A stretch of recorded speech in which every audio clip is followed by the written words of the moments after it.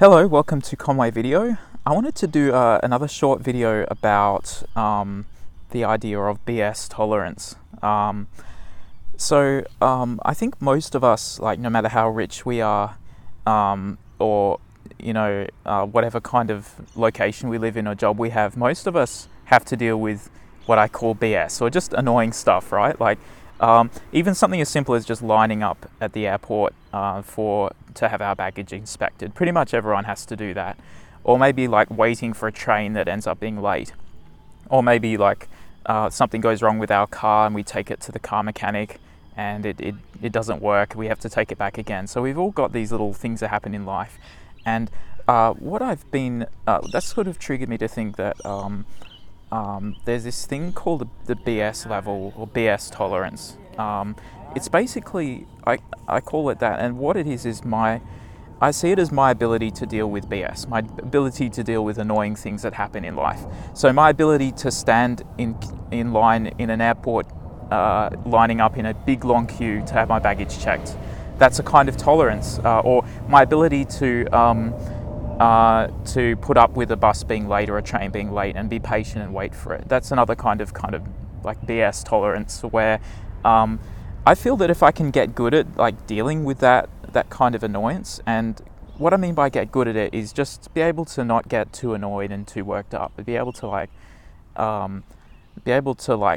still kind of I guess be in that moment and be okay with it and accept it and let it happen. The more I can build up that, the more better off I'll be, because these are things that it doesn't really matter what sort of career I have or how rich I am. These are things that I'm just going to occasionally have to deal with as a human being.